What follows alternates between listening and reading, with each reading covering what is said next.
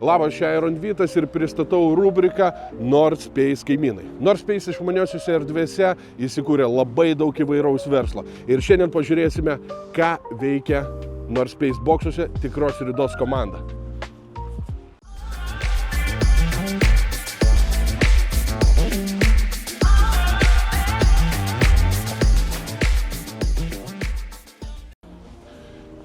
Ir štai mes prie 13 bokso. Išmaniusios Nordspace patalpos kuojos ypatingos to, kad viskas valdoma appsu. Jūs galite atsirakinti, pakelt vartus appsu, įsijungti šviesas ir žinoma visur stebi saugumo kameras. Taip, kad jūsų verslas bus ypatingai apsaugotas nuo, kaip čia pasakyti, lipšnerankių. Einam pažiūrėsim, kaip įsikūrė Tikra Rida.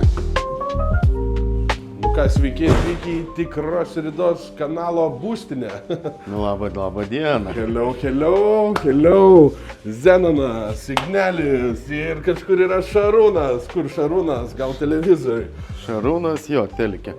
Tai ką jūs čia veikėt, Hebra, papasakok? Mes ką veikiam? Mes kūrėm turinį. Tai čia turim savo YouTube kanalą Tikra Rida. Filmuojam apie automobilius turinį. Tada turim kitą kanalą Verde Empire, kur kūrė muziką. Tuo pačiu turim ir online radio stotį savo. Turim daug veiklų.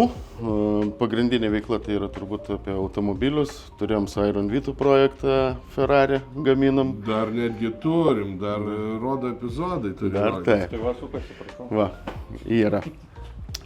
Tai va, iš tikrųjų ieškojom patalpų, kad būtų patogios. Mums užrodė kaimynas. Printonas. Okay. Mes atvarėm, pamatėm, nes tai yra lofto tipo, nes pradžioj mes įsikūrėm viršuj, kai atvarėm čia, bet paskiau kažkaip žiūrim, apačioj mums smagu, viršus tapo mūsų sandėliukų ir turim daug erdvės, patogios, viskas susidėti. Kiek kvadratinių metrų iš čia turit?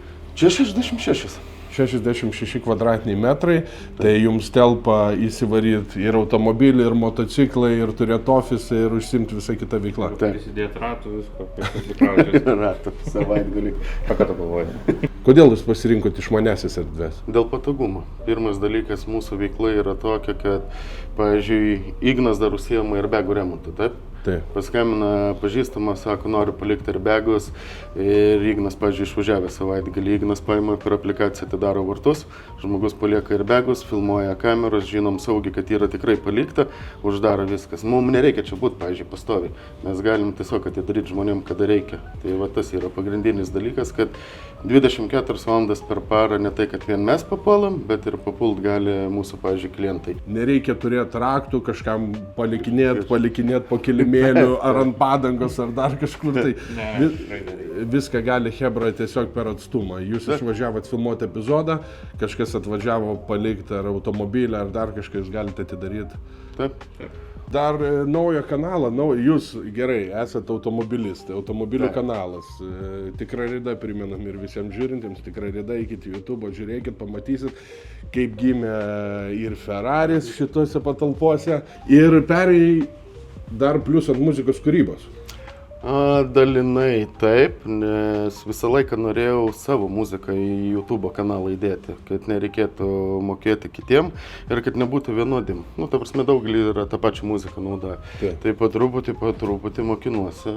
Ir čia kas yra gerai, nes kaip matai, kolonėlės yra, kurios tikrai garsiai groja, nors atrodo mažytas, bet čia galim grot. Ir kaimynai, ta prasme, nesiskundžia, nes turbūt negirdi, bet ir šiaip yra erdvės, kad ir muzikos prodiuseriai gali čia įsikurti, nes erdvės yra tikrai didelės, galima garso izoliaciją susidėti ir tikrai faina, nes kiek buvo muzikos prodiuserių atvažiavę, tai daugelis mąsto, kad geriau čia pereiti, nes įsinuomot studiją Vilniuje yra sunku surasti, o čia... Tam, kad netrukdytų kitiems muziką, o čia, kadangi yra atskiros erdvės, kurios yra tiek čia Talino gatvėje, tiek Tarandės gatvėje, tiek Vilniuje, Kaune, Klaipėdoje, kur besat galite įkurti savo arba YouTube kanalą, arba office, arba įrašų studiją. O kaip jūs su kaimynai sutarėt? Puikiai, ta prasme, sekantis kaimynai gamina maistą. Taip. Printonas gamina tą reklamos visus dalykus. Taip. Dagas, automobilių servisas. Mes, ta prasme, viską turim vienoje vietoje. Prireikė mum ant keltuvo, nuėjom pas kaimyną, paprašėm, nes mes pradžią galvom čia pasistatyti savo keltuvą, minimalų žirklinį, bet kai kaimynai faini aplinkui ir mum labai retsykiais reikia, jie priima. Sakau, pamaitina. Yra kaimynai, kurie pamaitina. Merčą pagamina. Yra, kas merčą pagamina, lipdukus pagamina. Taip. Visus.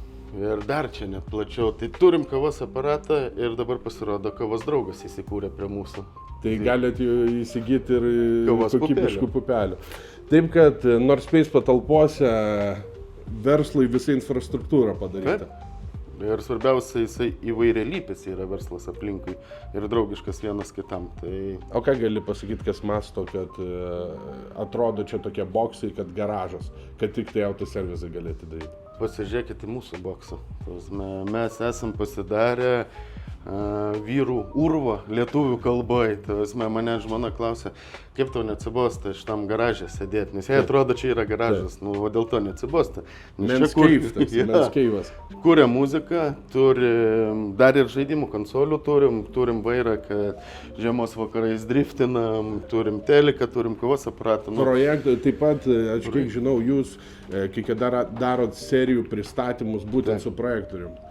Taip. Kviečiat savo sekėjus tam, kad pasižiūrėt pirmiesiam epizodus. Taip, nes čia buvo daug atėjo mūsų fanų, atsisėdo ant sienos, tiesiai baltos sienos, projektorius, viską žiūrim, faina ir malonu.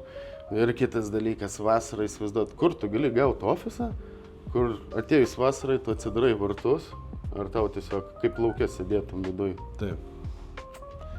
Nu ką, smagu susipažinti su kaimynais. Smagu, kad prisijungiai.